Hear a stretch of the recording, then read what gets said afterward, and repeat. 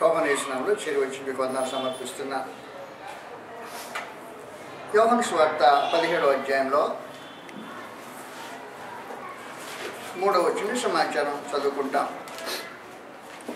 యోహాను సువార్త 17వ అధ్యాయం 3వ వచనంలో, అద్వితీయ సత్యదేవుడైన నిన్నును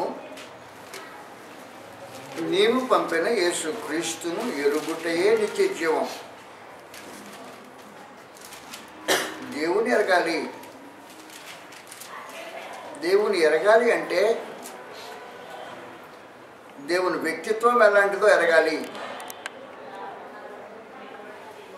దేవుని తత్వం ఎలాంటిదో తెలుసుకోవాలి. దేవుని ఎరగాలంటే దేవుని చిత్తమేమో గమనించాలి. ఈ సంగతిని గురించి మనం ముందుగా ఆలోచించేసాం. అద్వితీయ సత్యదేవుని గురించి తెలుసుకోవాలి. 2, ఆయన పంపిన యేసుక్రీస్తుని గురించి కూడా ఎరిగి ఉండాలి. అవును, యేసుక్రీస్తుని ఎరిగి ఉండటం అంటే ఏంటో దాన్ని కూడా మనం ఆలోచించేసాం. ఇది రికార్డు కోసం చేసిన దయతో క్షమించండి. ప్రస్తుతం దేవుని ఎరిగితే నిత్య జీవం, దేవుని కుమార్ క్రీస్తు ప్రభువుని ఎరిగితే నిత్య జీవం. కాబట్టి దేవుని ఎరగకుండా నిత్య జీవం పొందేదానికి, క్రీస్తు ప్రభువుని ఎరగకుండా నిత్య జీవం పొందేదానికి అవకాశం లేదు గ్రంథం ప్రకారం. దేవుని ఎరిగితే మాత్రమే సరిపోతుందా? దేవుని ఎరిగితేనే సరిపోతుందా? దేవుని ఎరిగేమని చెప్పుకునే వాళ్ళు ఉన్నారు. తీతు పత్రిక 1వ అధ్యాయం 16వ వచనం మనం ఇలా చదివాం. వారు దేవుని ఎరుగుదుము అని చెప్పుకుందరు. అవిశ్వాసులు, అవిధేయులు, ప్రతి సత్కార్య విషయం భ్రష్టులై తమ క్రియల వలన దేవుని ఎరుగము అన్నట్టున్నారు. కాబట్టి దేవుని ఎరిగేమని చెప్పుకోవటం కాదు, దేవుని ఎరిగిన అనుభవం కావాలని చెప్పాడు ప్రత్యేకించి. దేవుని ఎరిగిన అనుభవం ఎలాగుంటుందంటే, దేవుని ఎరిగిన అనుభవం లేకపోయిన మనుషులు ఎలాగుంటారంటే అవిశ్వాసులు, అవిధేయులు, ప్రతి సత్కార్యం విషయమే భ్రష్టులై క్రియల వలన దేవుని ఎరుగము అన్నట్టుంటారు. దేవుని ఎరగకపోతే, కృష్ణబాబుని ఎరగకపోతే నిత్య జీవం ఉండదు. నిత్య జీవం కావాలంటే దేవుని ఎరగాలి, దేవుని కుమారుడు కృష్ణబాబుని ఎరగాలి. వాడిని ఎరిగితేనే సరిపోతుందా?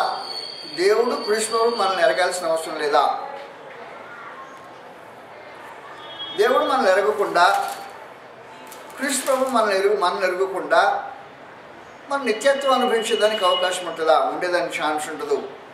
ఎందుకంటే ప్రభువైన యేసు అక్రమము చేయవారా మిమ్మల్ని ఎన్నడూ ఎరగను పమ్మన్నాడు. కాబట్టి వాళ్ళు ఎరగకపోతే పెద్ద అపాయమైన కార్యక్రమం ఉండబోతుంది. కాబట్టి దేవుడు మనల్ని ఎరగాలి, కృష్ణుడు మనల్ని ఎరగాలి. మనం వారిని ఎరగటం మాత్రమే కాదు. గలతీయులకు రాసిన పత్రికలో 4వ అధ్యాయం, గలతీ 4వ అధ్యాయం 8వ వచనంలో ఈ మాటలు రాబడి ఉన్నాయి. గలతీ 4వ అధ్యాయం 8వ వచనం నుండి, ఆ కాలమందైతే మీరు దేవుని ఎరుగని వారై నిజమునకు దేవుడు కాని వారికి దోషమైంటిరి కానీ ఇప్పుడు మీరు దేవుని ఎరిగిన వారును, మరి విశేషముగా దేవుని చేత తిరగబడిన వారినై ఉన్నారు కనుక బలహీనమైనవి, నిష్ప్రయోజనమైనవి అయిన మూలపాఠంతో మీరు మళ్ళీ తిరుగునేలా అనేసాడు. దేవుని ఎరిగిన వారు మరి విశేషముగా దేవుని చేత ఎరుగుబడిన వారు అని విశేషమైన సమాచారం. దేవుని ఎరుగుట ఒక వంతు, దేవుని చేత ఎరగబడటం ఒక వంతు. దేవుని చేత ఎరగబడకుండా దేవుని ఎరిగేమని చెప్పుకుంటే కూడా కుదరదు. ఇటీవల ఒక కుర్రాడు ఒక పిచ్చి ప్రయత్నం చేశాడు. అతను ఏం చేశాడంటే ఢిల్లీ వెళ్ళి ప్రైమ్ మినిస్టర్తో మాట్లాడి ఆయనతో ఫోటో దిగి రావాలని కుర్రాడితో ఒక పరిచయం చేసుకుని వెళ్ళాడు.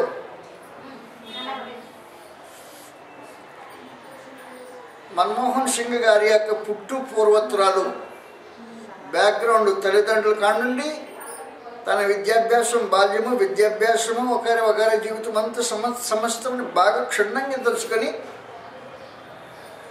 ఆయన చూడాలనే ఉద్దేశంతో ఢిల్లీ వెళ్ళాడు.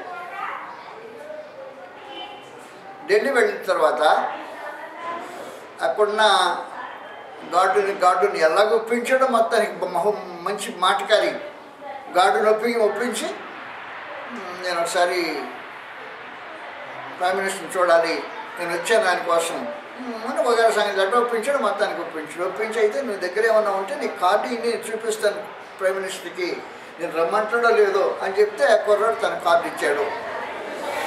ఆ కార్డుని తీసుకెళ్ళాడు వానికి. ఆ మనిషి ఏం చేశాడంటే వాస్తవానికి కార్డు తీసుకెళ్ళాలని చూపించితే ఎవరో నాకు తెలియదు అన్నాడంట ఆయన. ఎవరో తెలియదు, ప్రైమ్ మినిస్టర్ వచ్చి కుర్రాడికి ఎవరో నాకు తెలియదు అన్నాడంటే. సెక్యూరిటీ వచ్చాడు, వచ్చి వాడిని చూసి చేసిన అవమానం ఇంత అంత కాదు, కండక్టర్స్ భయంకరంగా కాల్చడానికి ఆలోచన చేశాడు. నువ్వేం చేయడానికి వచ్చావు ఇక్కడికి? ప్రైమ్ మినిస్టర్ నువ్వేదో చెప్పావు, నీకేదో పరిచయం ఉందని మాట్లాడుతుంటివే, అసలు ఎవడో తెలియదు అంటానికి అని నెట్టేశాడు.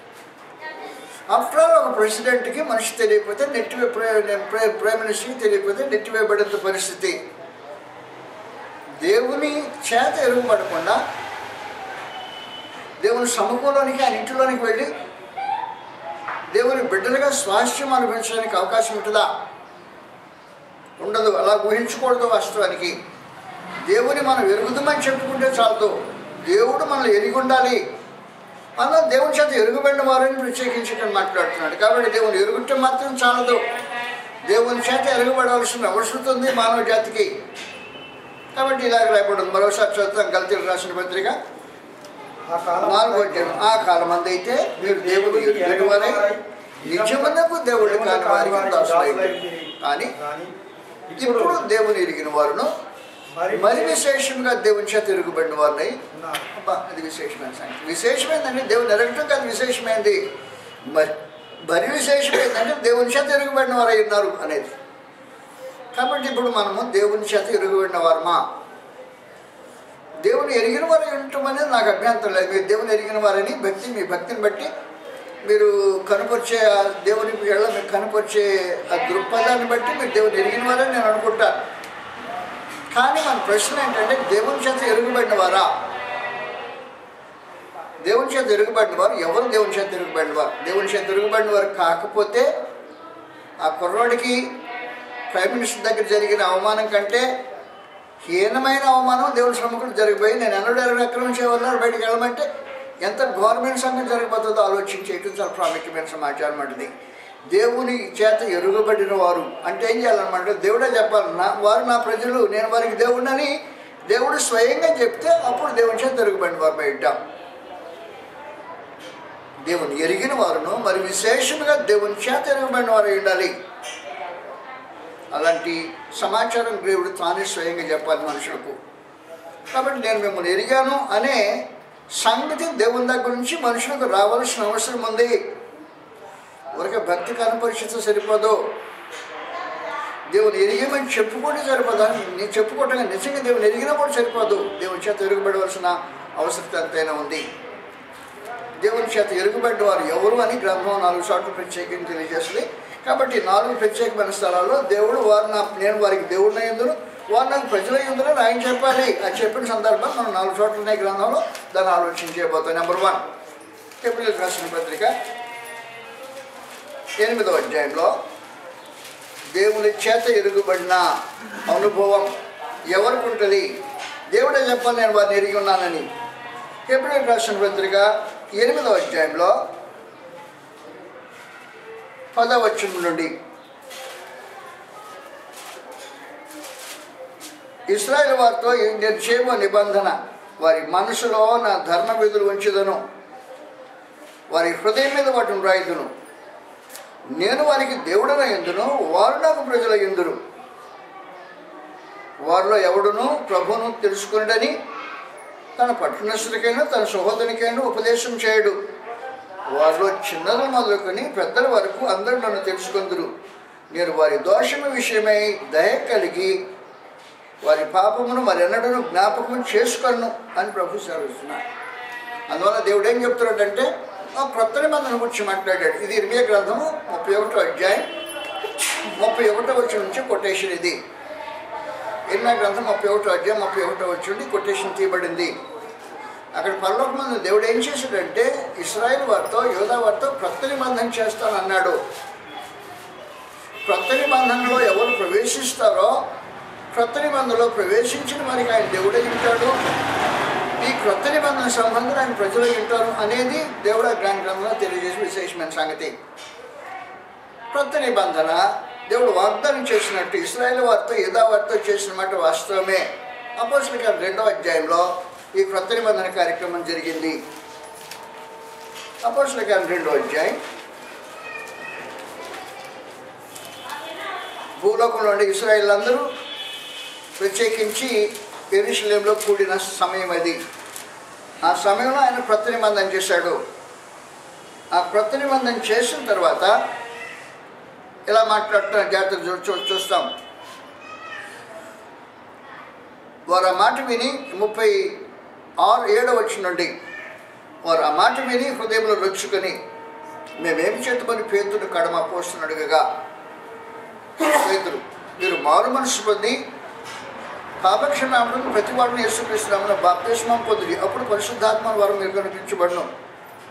ఈ వాగ్దానము మీకును మీ పిల్లలకును, యూదులకు యూదుల పిల్లలకి. అంతవరకు ఆపితే అన్యజనులమైన మనకు ఎలాంటి అవకాశం క్రొత్త నిబంధనలో ప్రవేశం ఉండదు.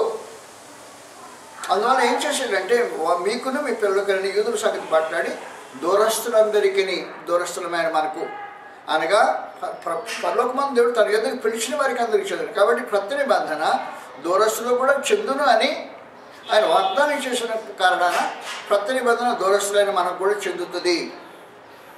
క్రొత్త నిబంధన చెందాలి అంటే 2 ప్రత్యేకమైన కండిషన్ గురించి మాట్లాడాడు. ఆయన ఏం చెప్పాడంటే వారి మనసులో నా ధర్మ విధులు చెందును, హృదయంలో కింద రాస్తాను. ఇది ధర్మశాస్త్రం లాంటిది కాదు క్రొత్త నిబంధన. క్రొత్త నిబంధనకు ధర్మశాస్త్రానికి వ్యత్యాసం ఉంది. ధర్మశాస్త్రంలో 8వ రోజు మగ శిశువుకి పసికందుకి 8వ దినపు పసికందుకి సున్నతి చేసి నిబంధనలో చేర్చుకుంటారు.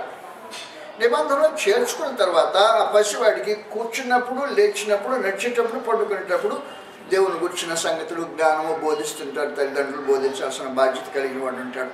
అందువలన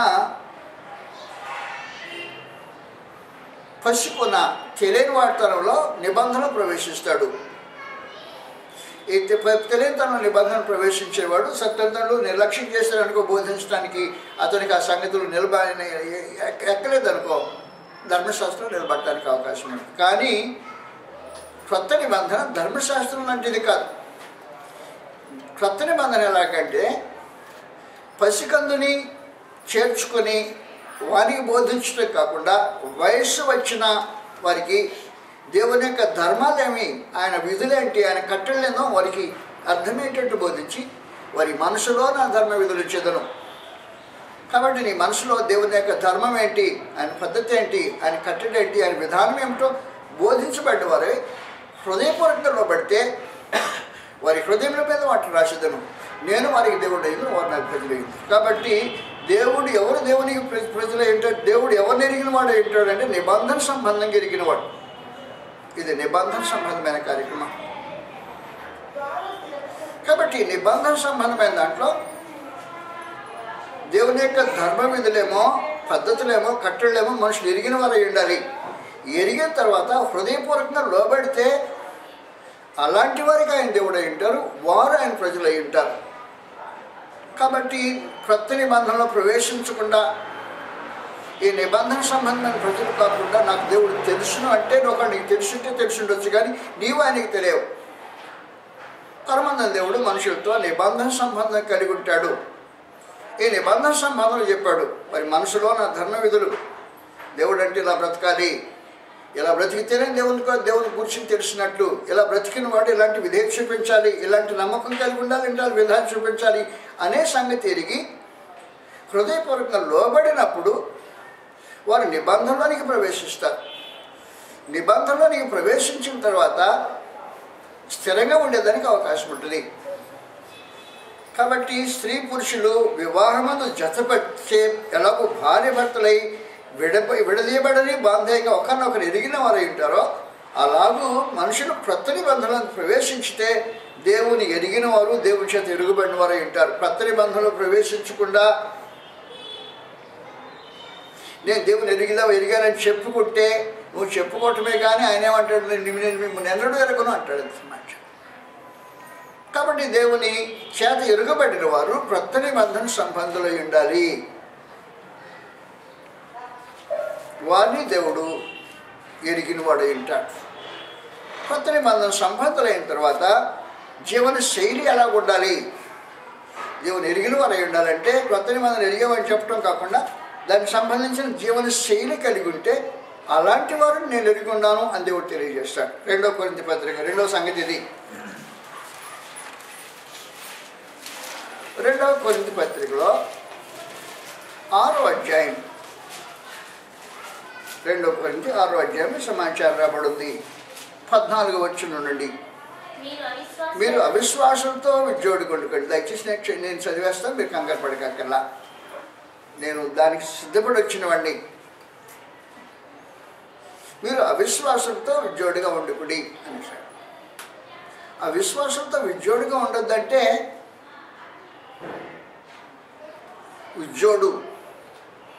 ఉజ్జోడు అంటే కాడేసుకోవటం అన్నమాట. Do not be unequally yoked together with the unbelievers అన్నాడు. Do not be unequally yoked అంటే ఎద్దును గాడిదను కట్టి తోలొద్దు అన్నమాట. అది ఎద్దు గాడిద సరైన కాడేసుకుంటున్నట్టు కాదు. ఎద్దుకు ఎద్దేస్తే సరైన కాడి. అలాగున్న do not be unequally yoked together with the unbelievers అన్నప్పుడు విజ్జోడుగా ఉండొద్దంటే అర్థం అది అన్నమాట. కాబట్టి నువ్వు ఏదైనా ఒక కలిసి ఇద్దరితో కలిసి కార్యక్రమం జరిగించాలని ఆలోచన చేస్తున్నాను. ఇద్దరు బిజినెస్ చేద్దాం అనుకున్నాం అనుకో. బిజినెస్ చేద్దామని అనుకున్నప్పుడు ఒక విశ్వాసి కలిసి బిజినెస్ చేయటం అనేది ప్రాస్పరస్గా ఉండదు. కారణం ఏమంటే విశ్వాసకి కొలతలు వేరుగా ఉంటాయి, ఈ పారామీటర్స్ వేరుగా ఉంటాయి. అవిశ్వాసకి పారామీటర్స్ వేరుగా ఉంటాయి. అవిశ్వాసి ఆరోపంగా వెళ్ళాలనుకుంటాడు, విశ్వాసం అలా పోవడానికి ఇష్టపడ్డు. కాబట్టి బిజినెస్ సరిగ్గా కొనసాగదు. వివాహ సంబంధమైన కార్యక్రమం అనుకో, ఒక క్రైస్తవ కాని వ్యక్తి ఇద్దరు యోగం వేసుకున్నారనుకో, సరిగ్గా నడవదు బండి. అందువల్ల ప్రత్యేకించి ఏం చెప్పాడంటే నువ్వు నిజంగా క్రొత్త నిబంధనలోకి వస్తే do not be unequally yoke together with the unbelievers. అవిశ్వాసంతో విజ్జోడుగా ఉండకిడి అని చెప్పేశాడు. అప్పుడు మీరు ఎందుకు అని చెప్పేసి దానికి కారణం చెప్పేస్తున్నాడు. నీతికి దుర్నీతికి ఏమి సాంగత్యం? చీకటికి వెలుగునికి ఏం పొత్తు? క్రీస్తునకు బెలియాలతో ఏం సంబంధం? ఈ యోగులు సరిగా కలిసి నడిచే కార్యక్రమం కాదు అది. నీతి దుర్నీతి కలిసి నడవు, చీకటి వెలుగు కలిసిపోవు. నీ క్రీస్తు బెలియాలు కలిసి వెళ్తానికి ఉండదు. ఏమి సంబంధం? దేవుని ఆలయమునకు విగ్రహములతో ఏమి పొందిక? దేవుని ఆలయం గురించి మాట్లాడాడు ప్రత్యేకించి. దేవుని ఆలయం క్రీస్తు సంఘం అక్కడ, దానికి విగ్రహంతో ఏమి పొందిక? మనం జీవగల దేవుని ఆలయం అన్నాం. అందుకు దేవుడు ఇలా సెలవిచ్చున్నాడు, నేను వారిలో నివసించి సంచరింతును, నేను వారి దేవుడిన ఇందును వారు నా ప్రజలైంది. అది విశేషమైన సమాచారం. ఎలాంటి వారికి ఆయన దేవుడై ఉంటాడు? ఎలాంటి వారికి దేవుడై ఉంటాడంటే చీకటిని నిరాకరించి వెలుగును నడిచేవారికి, దుర్నీతిని విసర్జించి నీతిలో జీవితం కొనసాగించేవారికి, క్రీస్తు ప్రభుతో ఉండేవారికి, దేవుని మందిరంలో ఉండేవారికి, అలాంటి వారిలో నేను నివాసం చేస్తాను, నేను వారికి దేవుడై ఉంటాను. కాబట్టి ఎప్పుడైతే దేవుని ఎరిగామో, దేవుని చేత ఎరుగుబడిన మనుషులు ఎలాగ ఉంటారంటే నేను వారి మధ్య నివసించి సంచారం చేస్తాను. ఎవరి మధ్య నివసించి సంచారం చేస్తాను? వారిలోంచి ప్రత్యేకించి జీవితం కొనసాగిస్తుంటారే, ప్రత్యేకించబడిన వారిలో దేవుడు ఉంటాడని సమాచారం చెప్తున్నాడు. చదువుతాం కిందకి. నేను వారిలో నివసించి సంచరింతును, నేను వారి దేవుడిన ఇందును, వారు నా ప్రజల ఇందును. కావున మీరు వారిలో నుంచి బయలువెళ్ళి ప్రత్యేకంగా ఉండుడి, అపవిత్రమైన దాన్ని ముట్టకుడని ప్రభువు చెప్పుస్తున్నాడు. మరియు నేను మిమ్మల్ని చేర్చుకుందును, మీకు తండ్రినై ఇందును, మీరు నాకు కుమార్తెలై ఇందురు అని సర్వశక్తి గల ప్రభువు చెప్పుచున్నాడు. కాబట్టి దేవుడు దేవుని చేత ఎరుగబడిన మనుషులు పరిశుద్ధులై ప్రత్యేకించబడిన వారై, పరమంత దేవుడు ఇశ్రాయేలు ఐగుప్తు నుంచి బయటికి తీసుకొచ్చాడు. కనాన్ దేశం స్వాధీనం చేయడానికి తీసుకొచ్చాడు. కనాన్ దేశం స్వాధీనం చేయడానికి తీసుకొచ్చిన తర్వాత 2 ప్రత్యేకమైన సంగతులు చెప్పాడు. ఒకటి, మీరు ఐగుప్తులో ఉన్న ఐగుప్తు దేశ ఆచారాలు ఆచరించొద్దు. కనాన్ దేశం వచ్చారే, కనాన్ దేశంలో ఉండే మనుషుల యొక్క ఆచారాలు ఆచరించవద్దు. మీరు ఐగుప్తుల వల్లే కాకుండా, కనానీయుల వల్ల కాకుండా నా ప్రజల వల్లే ఉండాలి అని ప్రత్యేకించి తెలియజేసినట్టు పరలోకమందు దేవుడు క్రొత్త నిబంధనలు ఏం చెప్తాడంటే అవిశ్వాసంతో విజ్జోడిగా ఉండుకుడి. నీతికి దుర్నీతికి పొత్తుండదు, క్రీస్తుకు బెలియాలతో సంబంధం ఉండదు, దేవుని ఆలయమునకు విగ్రహాలతో పొందిక ఉండదు. మీరు దేవుని గారి జీవం గల దేవుని ఆలయం అయినా, జీవం గల దేవుని ఆలయం అన్నప్పుడు దేవుడు మీలో నివాసం చేయడానికి ఇష్టపడుతున్నాడు. మీరు ఆయన మీకు దేవుడై ఉంటాడు, మీరు ఆయన ప్రజలై ఉంటారు. అలాంటి దేవుని చేత ఎరగబడిన వారు దేవుని ప్రజలై దేవుని చేత ఎరగబడిన జన్మై ఉండటం అనేది చాలా ప్రాముఖ్యమైన సంగతి. కాబట్టి దేవుని ఎరుగుదమని చెప్పుకుంటే ఏం జరగాలంటే, రెండవదిగా మొదటిగా ఏం జరగాలంటే దేవుని చేత ఎరుగుబట్టడానికి క్రొత్త నిబంధన సంబంధం దేవునితో కలిగిన అవసరం ఉంది. క్రొత్త నిబంధన సంబంధం లేకుండా ఏదో ప్రార్థన చేస్తున్నాం, ఆరాధన చేస్తున్నాం, కార్యక్రమాలు జరిగిస్తున్నామంటే దేవునికి నీకు సంబంధం ఉండదు. ఒకవేళ నీవు ఉందని నువ్వు చెప్పుకోవచ్చు, అది వేరే సంగతి. దేవుడు అంటాడు నిబంధన సంబంధం ఉంటేనే నాకు సంబంధం అన్నాడు. కాబట్టి దేవునితో నిబంధన సంబంధం కావాల్సిన అవసరం ఉంది మొదటిగా. రెండవది, ఈ నిబంధన సంబంధం కలిగిన వారు ప్రత్యేకంగా జీవితం కొనసాగించాలి. వారిలో నుండి బయలు వెళ్ళి ప్రత్యేకంగా ఉండండి. అపవిత్రమైన దాన్ని ముట్టకుడి. నీతికి దుర్నీతికి ఎలాగ సంబంధం ఉంటుంది? చీకటికి వెలుగు పొత్తుంటుందా? క్రీస్తుకు బెలియాలకి ఎలాగ సంబంధం? ఎలాగైనా సంబంధం ఉండదు. మీరు దేవుని ఆలయ విగ్రహంతో ఎలాగ పొందుకుంటుంది? అందువల్ల మీరు ప్రత్యేకించబడిన జీవితం కొనసాగించితే నేను మీకు దేవుడిని ఉంటాను, మీరు నా ప్రజలు ఉంటారు. కాబట్టి ప్రత్యేకమైన జీవితం లోకంతో లోక సంబంధమైన కార్యకలాపాలతో చేయకలపకుండా దేవుని ప్రజలుగా ప్రత్యేకించి జీవించడం అనేది ఒక విశేషమైన సంగతి దేవుడు కోరుకుంటున్నాడు. వారి మధ్య నేను నివాసం చేస్తే నేను వారికి దేవుడిని ఉంటాను, వారు నాకు ప్రజలు ఉంటారు. అలా కాకుండా దేవుని ప్రజలు మనం చెప్పుకుంటే అది చెప్పుకోవటం మాత్రమే సరిపోతుంది, కానీ దేవుని చేత ఎరుగుబడిన జీవితానికి సరిపోదు. నెంబర్ 3, దేవుని చేత ఎరుగుబడుట. దేవుడు చెప్పాలి నేను వాళ్ళని ఎరిగాను అంచమాట. హెబ్రీయులకు రాసిన పత్రికలో 11వ అధ్యాయం, నేను వారి దేవుడను వారు నా ప్రజలు అనే బాంధవ్యము దేవుని చేత ఎరుగుబడిన వారికి ఉండేది. కాబట్టి దేవుడు నిన్ను తన ప్రజగా స్వీకరించడం చాలా ప్రాముఖ్యంగా అవసరం.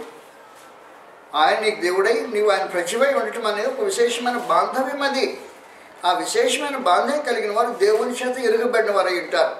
దేవుని చేత ఎరుగుబడిన వారై ఉండడానికి మూడో విశేషమైన సంగతి ఏమంటే, భూమి మీద జీవన విధానం శైలి ఎలాగ ఉండాలంటే, భూమి మీద యాత్రికులు పరదేశులు అనే భావన జీవితానికి అవ్వాల్సిన అవసరం ఉంది.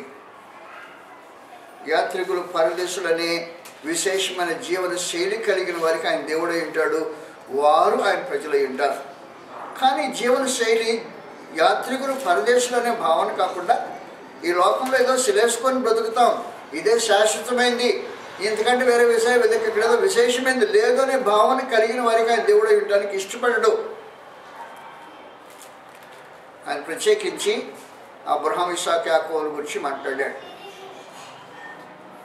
ఫిబ్రవరి 11వ అధ్యాయంలో ఈ మాట్లాడిన సందర్భంలో నేను మొట్టమొదటిగా నిర్గమకాండం 3వ అధ్యాయంలో ఈ సమాచారం రాబడింది. 6వ వచనం, నిర్గమకాండం 3వ అధ్యాయం 6వ వచనంలో ఆయన మోషేకు ప్రత్యక్షమైనప్పుడు ఈ సమాచారం తెలియజేస్తున్నాడు. ఎవరైనా నాకు ప్రత్యక్షమైంది, ఎవరినైనా నువ్వు అంటే, నేను అబ్రహాం దేవుడును, ఇస్సాకు దేవుడిని, యాకోబు దేవుడు, నేను వారికి దేవుడను, వారు నా ప్రజలు అని ఈ బాంధవ్యాన్ని అబ్రహాం, ఇస్సాకు, యాకోబు సూచించాడు ప్రత్యేకించి. 3వ అధ్యాయం 6వ వచనం, మరియు ఆయన నేను నీ తండ్రి దేవుడను, అబ్రహాము దేవుడను, ఇస్సాకు దేవుడను, యాకోబు దేవుడను అని చెప్పగా మోషే ముఖము కప్పుకొని దేవుని వైపు చూడ వెరిచాను.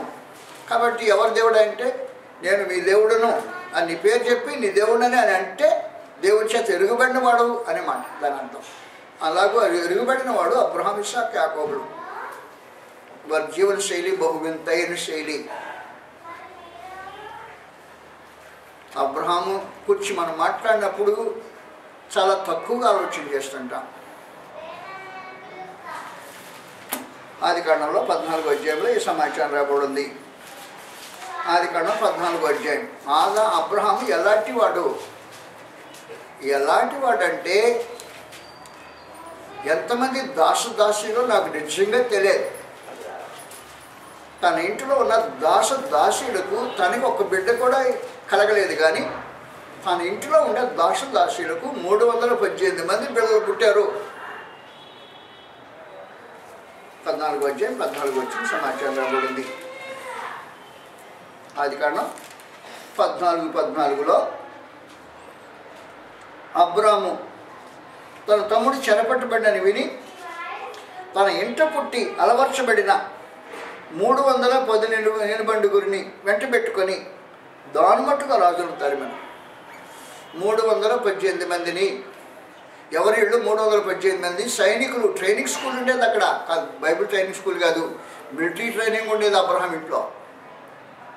సైనికుల ట్రైనింగ్ 318 మంది సైనికులకు శిక్షణ ఇచ్చిన ఇల్లు అది. 318 మందికి శిక్షణ ఇచ్చిన ఇల్లు. ఎక్కడి నుంచి వచ్చారు వీళ్ళు? ఆ ఇంట్లో పుట్టిన వాళ్ళు.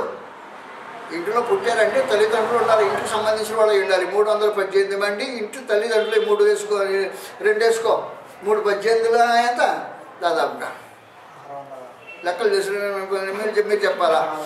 318 ఇంటూ 3 ఎంతది?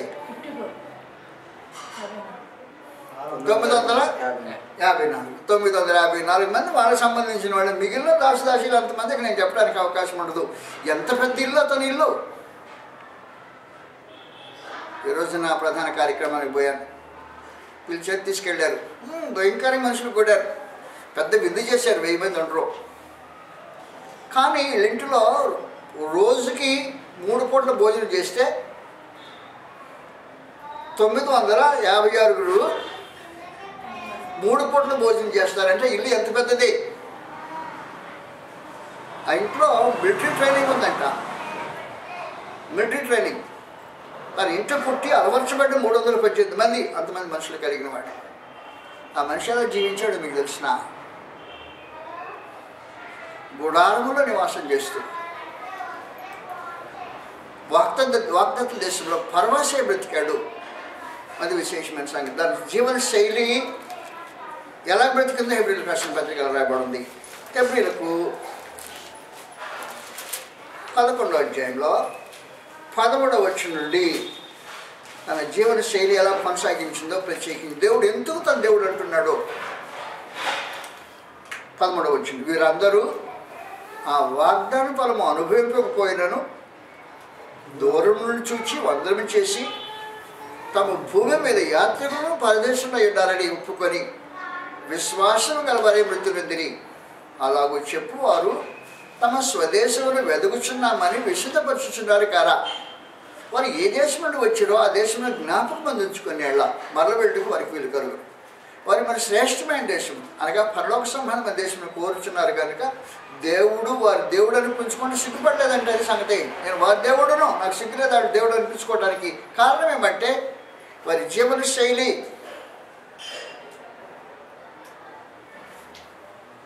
జీవనశైలి గురించి మాట్లాడాడు. గుడారములో నివసించు వాగ్దత్త దేశంలో పరవాసుల ఏరియా పైన రాయబడిందన్నమాట. 9వ వచనం. విశ్వాసమును బట్టి అతడును అతనితో కూడా వాగ్దానానికి సమానవాసులైన ఇస్సాకు యాకోబులను వారును గుడారములలో నివసించు అన్యుల దేశంలో ఉన్నట్టు వాగ్దత్త దేశంలో పరవాసులైరి. వారి జీవన శైలి యాత్రికులు పరదేశులు అనే భావంతోనే జీవితం కొనసాగించారు. కాబట్టి యాత్రికులు పరదేశులు ఎక్కడికి వెళ్తారు? యాత్రికులు పరదేశులు వారు ఏ దేశంలో వచ్చారో దాన్ని జ్ఞాపకం తెచ్చుకునేళ్ళ మరల పెట్టడానికి వీలు కలిగేది. వారు మరి శ్రేష్టమైన దేశం అనగా పరలోక సంబంధమైన దేశాన్ని కోరుతున్నారు. నువ్వు శ్రేష్టమైన దేశాన్ని కోరుతున్నావా? పరలోక సంబంధమైన దేశం కొరకు ఎదుగుతున్నావా? విశ్వాస జీవితం కొనసాగించుతున్నావా? శ్రేష్టమైన దేశం కొరకు ఎదురు చూస్తున్నారంట. అందువల్ల దేవుడు ఏమంటాడంటే నేను వారి దేవుడును, వారు నా ప్రజలు అనేసాడు. కాబట్టి భూమి మీద జీవించే జీవిత విధానం యాత్రికులు పరదేశులు అనే భావన నీ అనుగుణంగా ఉండాల్సిన అవసరం ఉంది. ఆది కాలంలో ఈ పాఠాలు ఈ ముసలాయన తన కుమారునికి యాకోబు 15 సంవత్సరాల వయసు వచ్చే వరకు అబ్రహాం బ్రతుకున్నాడు. కాబట్టి 15 సంవత్సరాల వయసు కలిగిన యాకోబుకు ఈయన ఏం పాఠం నేర్పించాడో గ్రంథంలో ఇలా రాయబడింది.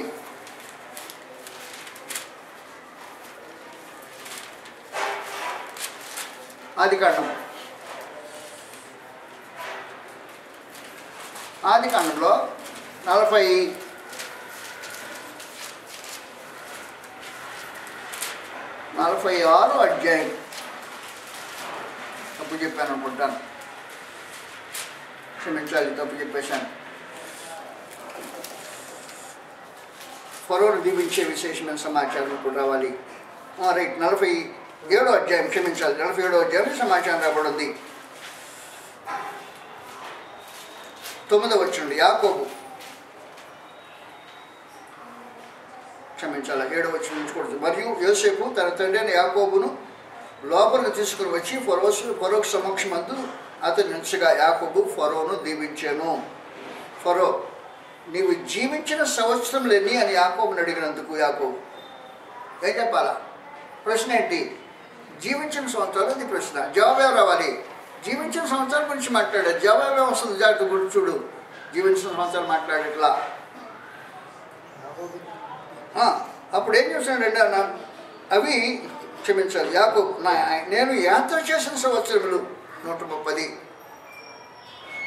నేను యాత్ర చేసిన సంవత్సరం మాట్లాడుతున్నాను. జీవించిన సంవత్సరాలు ఏంటి?